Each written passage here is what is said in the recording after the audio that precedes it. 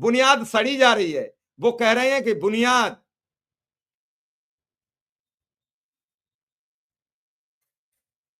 Sir इस देश के माननीय प्रधानमंत्री जी को सर्वप्रथम तो माननीय सुप्रीम कोर्ट की उस टिप्पणी को पढ़ना चाहिए जिसमें उन्होंने कहा है कि जिस देश का शिक्षक, जिस देश का अनुदेशक भूखा हो, उस देश में गुरुर ब्रह्मा, गुरुर विष्णु, गुरुर देवो महेश्वरा को नहीं कहना चाहिए, इसको बंद कर देना चाहिए।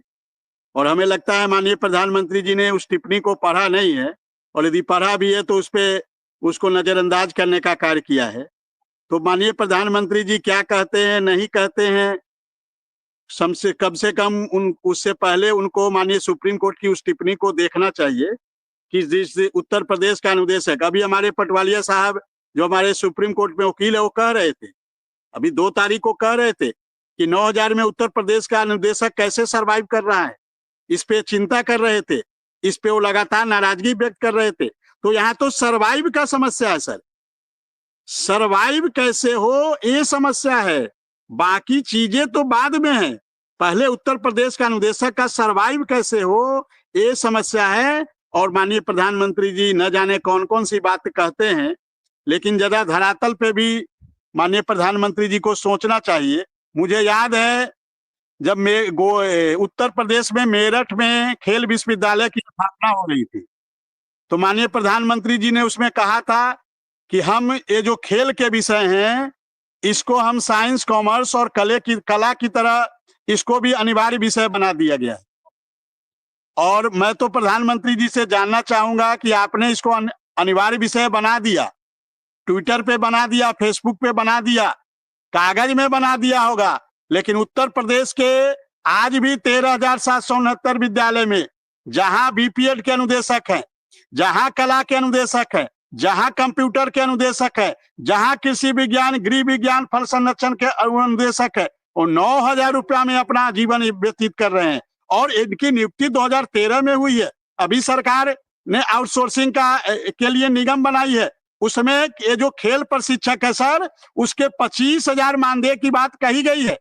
मतलब जो आज नियुक्त हो रहा है वो 25,000 मानदेय, अच्छी बात है, उनको 25,000 नहीं 50,000 मानदेय सरकार दे, हम उसका स्वागत करते हैं। लेकिन सरकार को इस बात की भी चिंता होनी चाहिए, माननीय प्रधानमंत्री जी को इस बात की चिंता होनी चाहिए, उत्तर प्रदेश के माननीय मुख्यमंत्री जी को भी इस बात की चिंता होनी चाहिए कि उत्तर प्रदेश का अनुदेशक 2013 से 9,000 रुपया में जीवन यापन कर रहा है, और आज जो आप आउटसोर्सिंग में 25,000 की बात करते हैं, तो क्या ये अन्याय नहीं कर रहे हैं सर?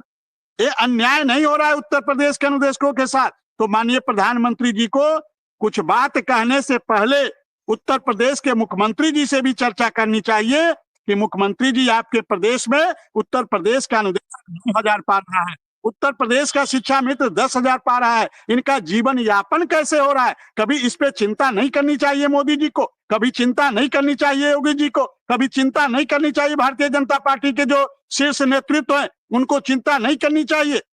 तो कथनी और करनी में सर बहुत अंतर है, आप कहते कुछ और हैं, करते कुछ और हैं।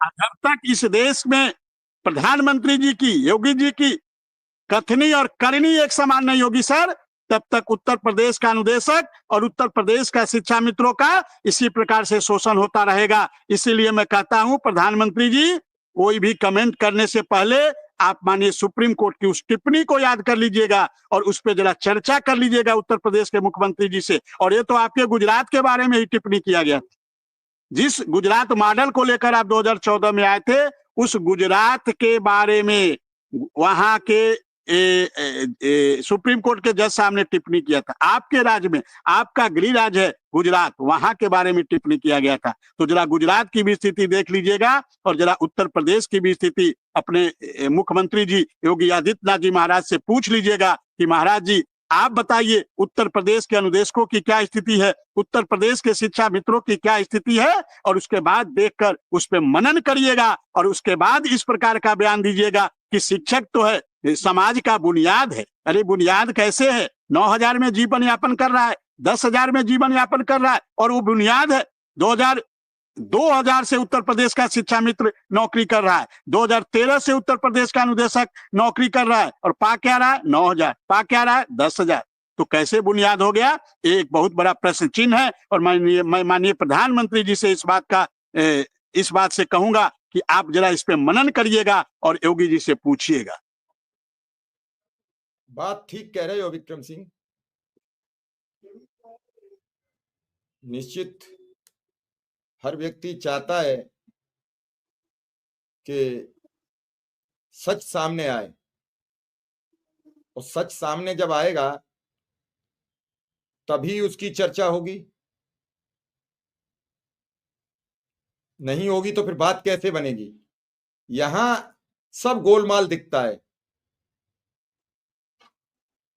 और गोलमाल का कोई विकल्प ही नहीं होता है। कब तक आप ऐसे ही गोल गोल घुमाते रहोगे।